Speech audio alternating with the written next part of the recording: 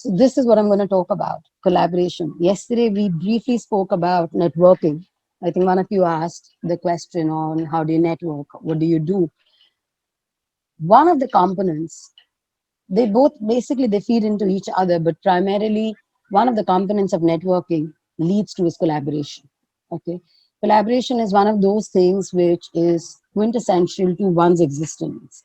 You look back at your houses, you look back at your daily systems. If the systems don't talk to each other, if your day-to-day activities don't merge or blend with each other, there'll be chaos, or there'll be a lot of um, pressure on one to do it all and to do it all well. So that's what we're going to talk about.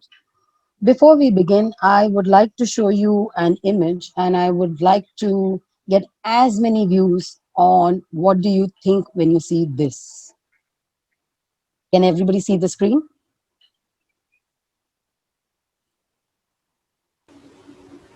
Yes, the screen is visible. Okay. So would someone like to talk about it? What is the difference? Or if you want, I can help you all by calling out certain names, whatever works better. There are two Shows different the images. One is about transition. an Sorry, someone said transition. Yes, it shows a transition from 19 to 20. Like And what is the transition? we've all gone online. Okay. And that's good. And something's changed, something's same. What is it? Adaptability think Sorry? there's a change in the classroom. adapting to new things. So, Bilal, what did you say? I was saying there's a change in the classroom experience. Excellent point. Excellent. Hold the thought. Someone else? it shows the transition from the fact that education is not about having a class within the four walls. It can go beyond that. From various different locations, people can unite together and still get educated or learn something. Brilliant. Brilliant. See, excellent. So that it is. So if you see similarities, you're learning in a classroom, you're learning on a computer. You're sitting with friends next to each other, and you're sitting on the same grid next to each other on a screen, right? But what is something that you might miss? Do you all want to come back to the residence if there was a choice, if we were COVID free, if there were no risks and threat, or would you prefer to sit in your room and study? Absolutely. Which one? I mean, come to the campus and then actually have an experience over there. That's much What is preferred. that experience that you're looking at? You're getting the experience. You're teaching. Your teachers have not changed the curriculum. They haven't compromised. Your fellows are contributing as much as they would, probably a little bit here and there. Your material is the same. So what is the experience that you're missing at? I mean, I think like we're not effectively collaborating with each other. I mean, I think online learning has that barrier to networking. I think that's I think it's the human touch that we are missing. When you're not. Correct. All great answers. And there's nothing wrong in anyone because these are perspectives. This is not mathematics where 2 plus 2 will be 4, right? So this is correct. Exactly what you're missing in today's day and age is the physical human touch of collaboration. Those water cooler chats that you have, bunking the lecture. You can bunk the lecture even today, but it's not the same, right? You can still go out. But earlier, I used to go to college, bunking the lecture would mean, going to the canteen or sitting in one of the grounds of the colleges, depending on the weather, or just if you could step in and out of your college, then stepping out of the college, and probably if you had a longer day to bunk, then you would probably catch a movie or grab a bite or something like that. But that's not happening. So would you say that collaboration is dead? Or should we not collaborate anymore because now we are not in touch? I think we still have the collaboration. We are working on teams. We are doing activities together. So collaboration is there, but yeah, the human touch is missing. Yeah. So essentially, collaboration will always exist. Okay. And collaborations will be one of the biggest drivers of anyone's profession. Now, even more so. The reason is now because when you're in person, you're forced to sit in a room together and do things. Imagine Inamul is sitting in his room and I am sitting in London doing my work and Anant is in America. And you're forced to finish a project. If you don't have the ability or the intent to do it, it's very hard to bring the three of us together. Different time zones, different intents. So that is what we're going to talk a little bit about. That collaboration and collaboration on virtual, how is it going to be? Let us talk a little bit about what is collaboration. Essentially, it is a very focused approach towards a goal where people come together to achieve the last target or the goal that you're working towards. So supposing, let me give you a story, okay? We started the Daksha program, the building of the Daksha program, say somewhere in Jan of 2020, and it's a real story. Everything was fine. We started hearing a little bit of Wuhan cases and things like that, but we were not scared, and we just thought, oh yeah, we'll do this, and we're building the campus here. This is what we'll do. These are the residences we have for our students. This is what they'll come. This is the bus facility we're going to give them if they sometimes want to go into the main city, into town. This is what we're going to offer them. These are the logistics we are working on. Guess what? Our best laid plans failed. It's not happening. We were just deciding on what it is going to be like. Okay, we wanted a curriculum. We wanted a very innovative thought for the fellowship that we were offering. But imagine sitting next to each other and suddenly we said that, hey, listen, you're from Bombay, you go back to Bombay. You're from Trichy, you're from Calcutta, you're from Assam. And everyone went away. Did the work stop? Not really. Between March and now, we have recruited 70 of you, or maybe more, and you're all here together. You all have attended your pre-term, you're attending the orientation. Now you follow through with your classes and then probably get your certificates or fellowships or whatever you will. So the essence that I'm trying to say is that we all collaborated, sitting in different locations, in different concerning points. My issue could be electricity. Someone's issue could be having a child at school and managing work. But that's what we did. What was our goal? Our goal was to bring the Daksha Fellowship program to life. And that is what we worked around. We had a marketing team. We had a communications team. We had an academic team. We had a finance team. We had an HR team. We had the leadership team. We had the operations team, and we had consultants. And there were 7 or 8 teams which worked together to bring it. So that was collaboration. Are you all with me? Okay. Moving on. If there is any question, feel free to ask at any point of time. So why do you think there is need for collaboration? I've given the some of my thoughts. You all can share something that you think it is required. I think it can bring new ideas and more opportunities that we wouldn't probably have not considered otherwise. Great, great. Okay, Shrish, I know you're on the forum right now. Why don't you tell me, why do you think collaboration is needed? Hello, ma'am. Hi. Hi. I think it's like more to do with within the time also you have to achieve certain goals, and within that time you have to find ways to get to them. So Okay. sometimes you need to collaborate to get to those goals, and more people are required for achieving them. Okay, great. Okay, so anyone else? There's this subtle learning from each other, which we actually miss when we're not actually collaborating. These subtle learnings are very important, which go on to stay within your head for a very, very long time to come. Correct. Also, Sorry, if go may- ahead. Yeah, I think collaboration help us achieve bigger goals which are beyond the capacity of individual endeavor. Okay, like a big project, we need multiple people working on it, and it is beyond the endeavor of a single human. So collaboration has basically led to all the bigger mega things we are seeing around. Excellent. Any more points? Dhruv, do you have any point?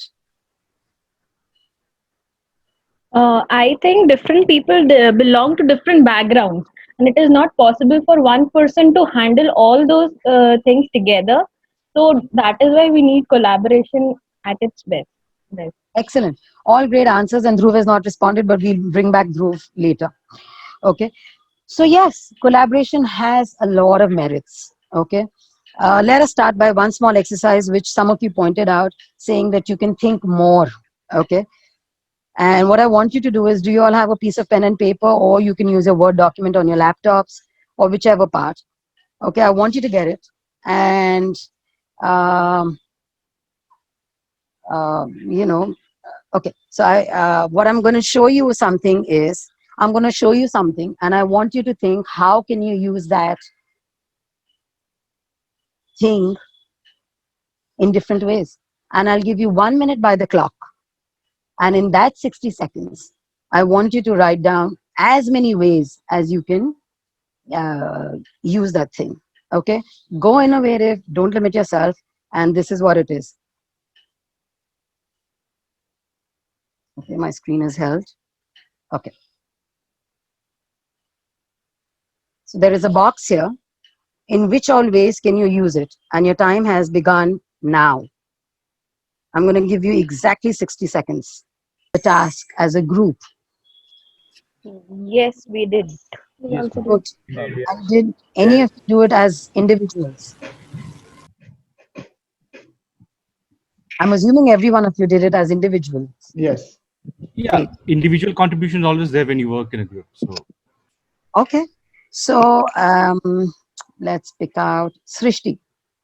Srishti, tell me, how many points did you write individually? Hello, can you hear me, ma'am? Yes. Hi. So we got quite a few. We have No, give me your individual number. individual. I have 7 as of now. And how many as a team? As a team, around the same, ma'am. Okay. Around 8 to 9. Yeah. 8 to 9. Anyone else? Individually, Sorry. individually, I wrote 5, and in a group we had almost 10. Okay. Ritvik. Individually, I wrote down around 4, and in the group, I think we made it to 5 or 6. Yeah. Gaurangi. Individually, I had 5, but then with the group, 7 or 8. Sharad. I can't hear you. You're muted. 3. Roughly about 3. And as a team? I think 4 or 5. So you know what I'm getting at, right? When you put down your points to as one person, you can think only that much, especially in limited times. So each one of you said that either we got, say, 4 or 5 individually, but when we went up to a team, we got 7 or 8, and in some cases, we all went up to 9, 10. So the point is, when you're collaborating, the number of thoughts and ideas on a plate is much, much more. They may work, they may not work, but at least you get to think in those many directions. Your perspective will always be one, or maybe a couple. But when you bring different dimensions, you get to see in different perspectives. Similarly, in your field of law, when you are looking at a possible case, and if you have a team or someone like an associate or I don't know, a senior with whom you can collaborate, it just works better because then you get to think in those many parameters, right? So that is one of the essence of collaborating. The other thing that some of you mentioned was that collaboration also allows you to hone your own personality, develop your own skill sets, right? So now, I don't know, in your teamwork, did you all have enough time to think and work as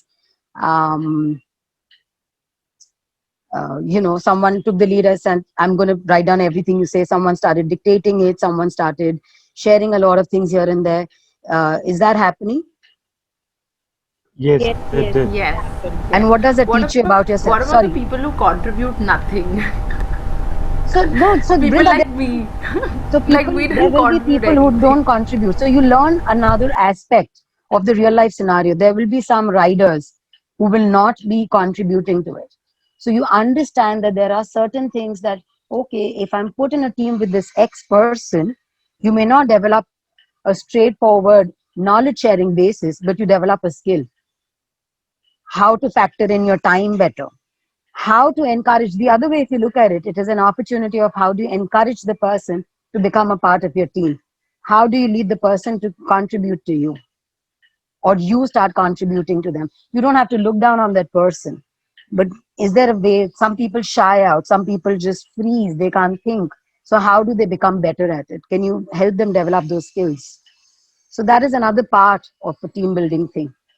Okay, let me just go back to my previous slide, and then I can talk to you about your other things. So it does boost a lot of learning and skill sharing.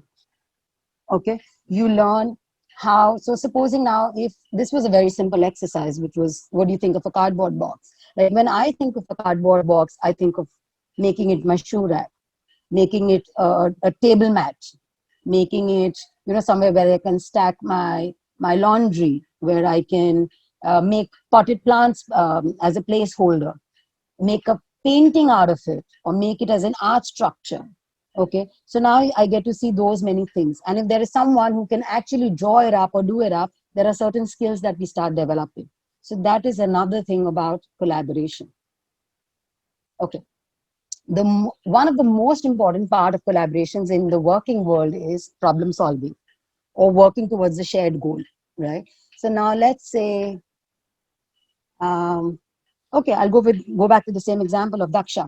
When we were putting Daksha together, it was a great thought. We had a clear vision. Then the problem happened. How do we do it in COVID times? And we want the best students, we want the best faculty, and we want a great experience. Now, how do you do that? That's when we got the dean. The dean started saying that these are the things which make the program good. Then we got the admissions team. The admissions team started working on how do you recruit the best students. Then there was a selections committee. The selections committee started assessing, are these students really worth their salt?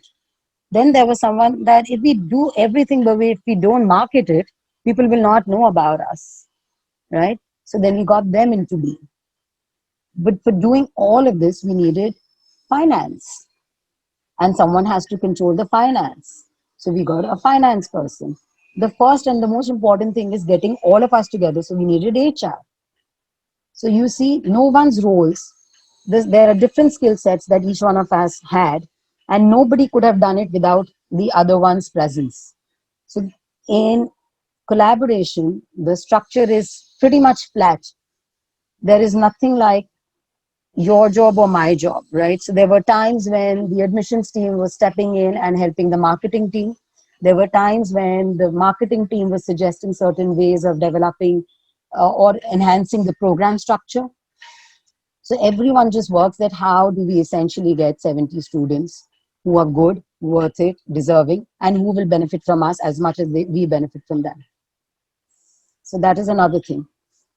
And again, I'm going to reiterate one point, which is greater geographical spread. Imagine we actually have a few team members who are sitting in Assam.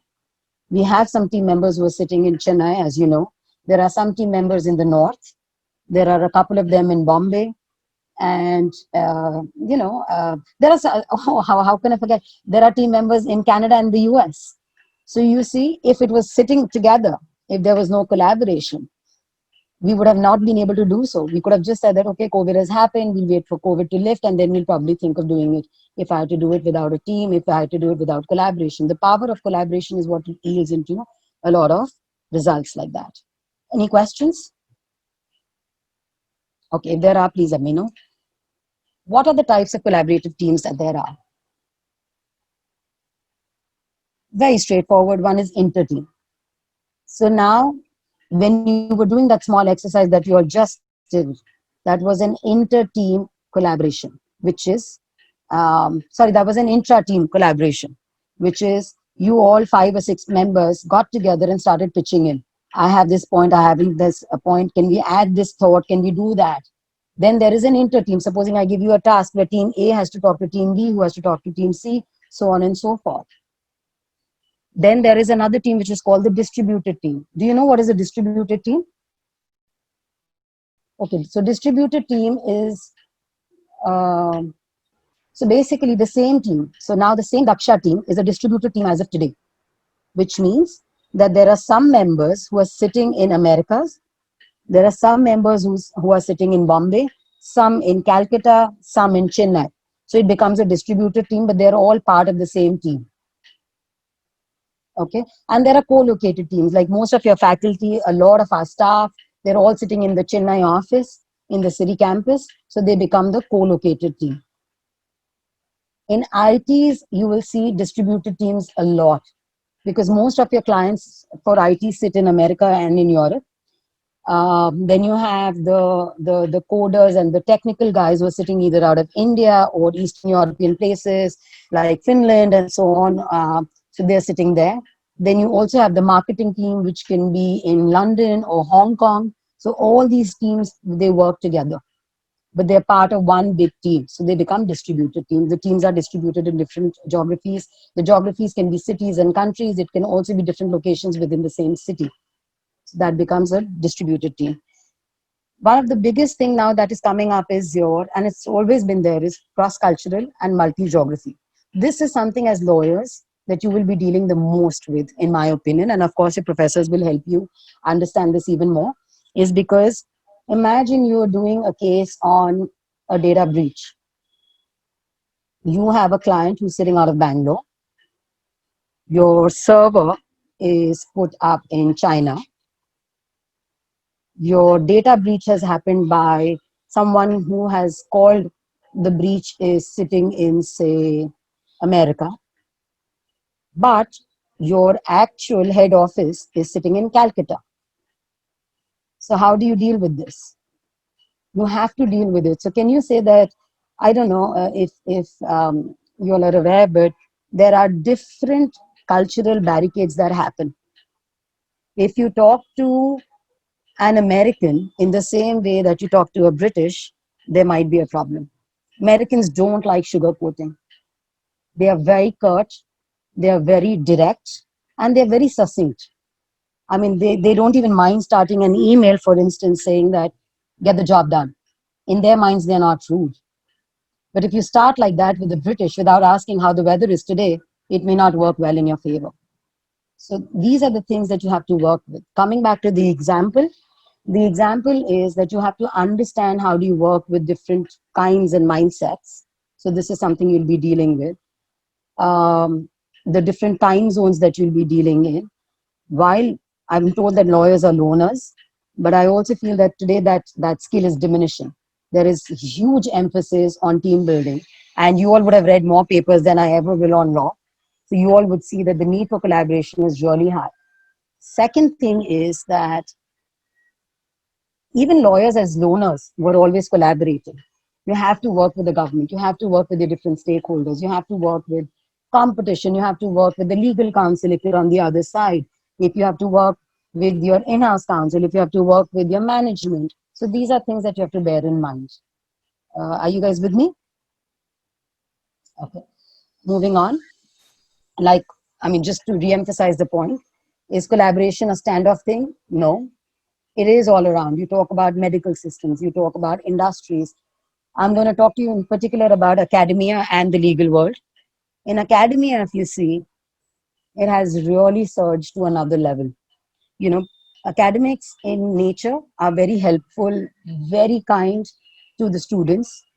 But when it comes to discovering, when it comes to researching, they have their own methodologies and each one has their own views. But of late, there has been a major emphasis on collaboration within the academia. The way that the professors get together on researching, on how universities collaborate in skill set, knowledge sharing, that is something that is growing.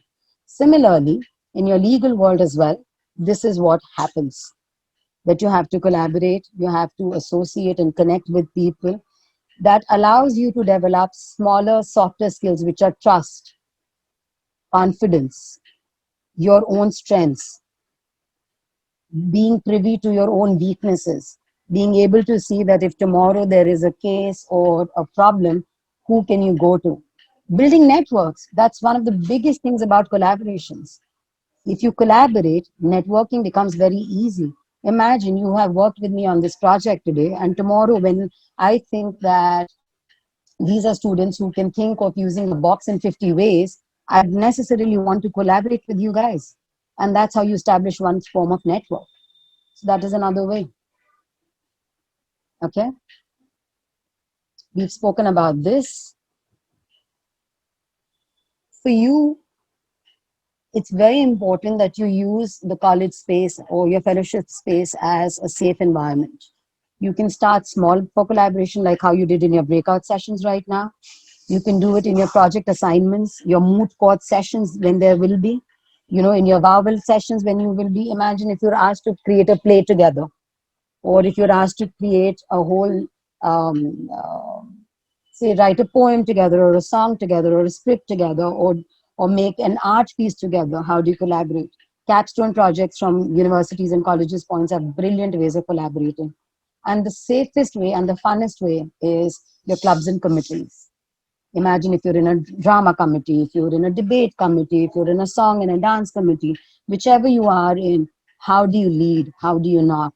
So those are the other things. In fact, we will be talking to you about the clubs and the committees later point of this week. So that is the other thing. And now I want you to do a very small exercise. So here it is. You're lost at an island. You have these 7 or 8 things. You'll be given a breakout session room. It'll be for about, let's give you all 6 minutes to assemble and discuss. You're all allowed only 3 things out of the whole lot to be picked up. You all decide what 3 things you all want. And after the breakout session is over, please come back and share your reasons. Kashish, could you please help me in devising the breakout room, please? Yeah, doing it.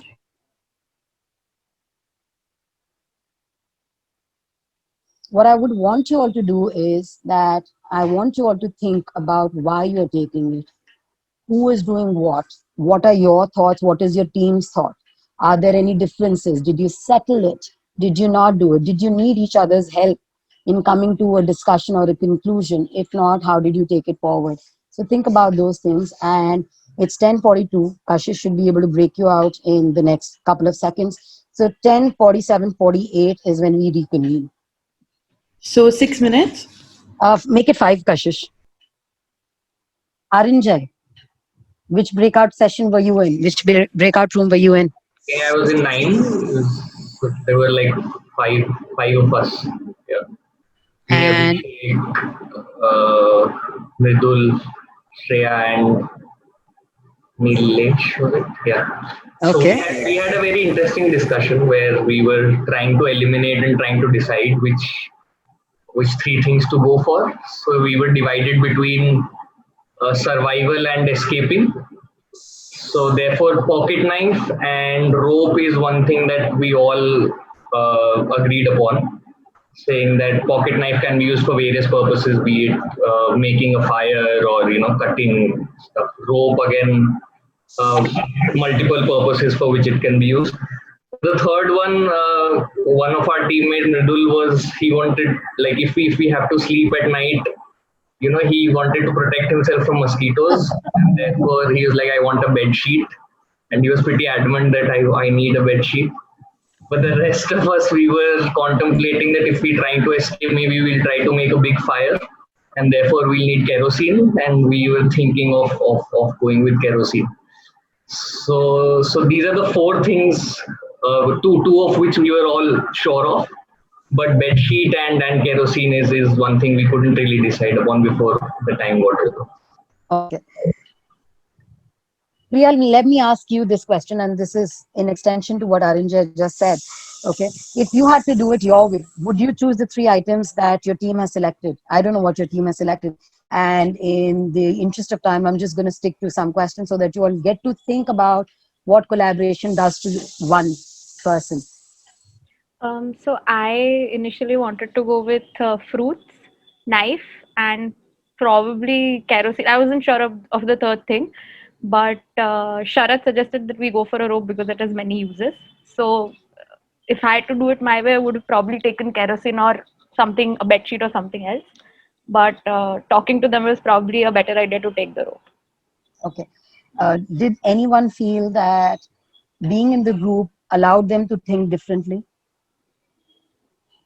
Yes, I would agree to Yes, that. yes, absolutely. Yes. And what if I told you you all were lost in different islands, all 70 of you, and all of you had only three things to choose from? Which were the three things you would choose? So would they be different from the teams because you now have better ideas? You all have come to terms, whether you all could discuss it further and think about it more, could have been different from the way you ended up coming to it. Like in my own team, I was thinking we need food, so we need to nurture because we didn't have food, we didn't have the seeds. So okay, for 4 or 5 days we'll rough it out and whatever we have or don't have. But we'll start with the vegetable seeds for which we'll need some water. So I need a bucket, and then I needed a knife. And then my team is like, no, we need a bed sheet, we need a rope, and we need bed sheet, rope, and a knife. So you know what I'm saying? So different perspectives start coming together.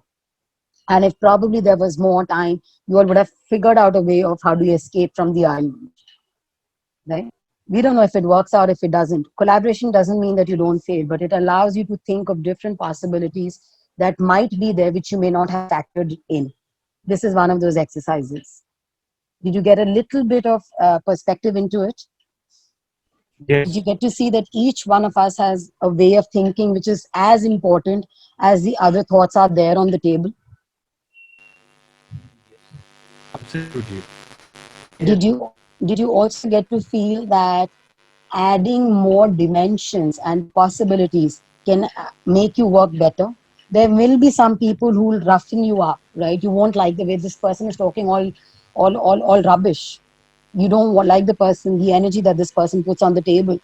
But at times you will realize, and especially actually over time, you will realize that because of that person's dislike, okay, you did much better than you could have had.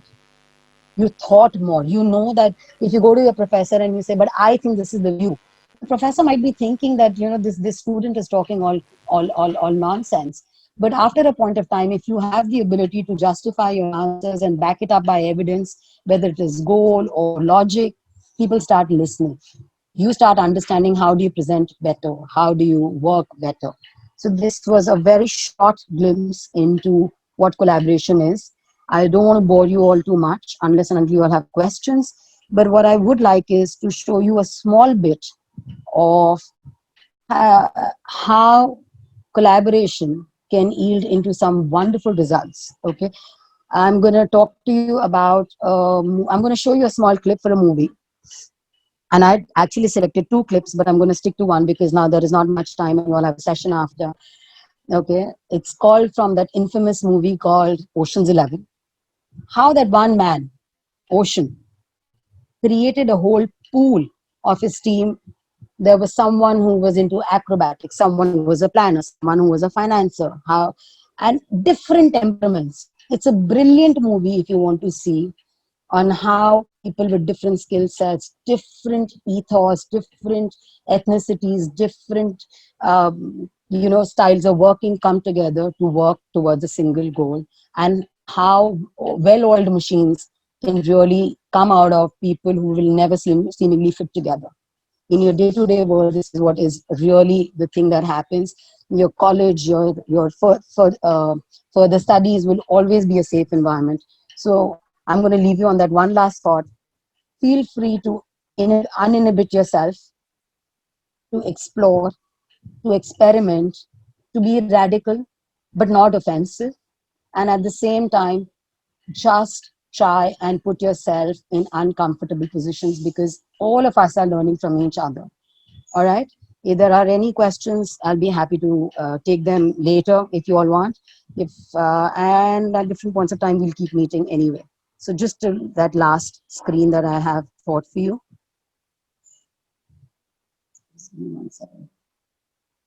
And good luck, everyone, and have a great day. And I'm going to see you all later in the day.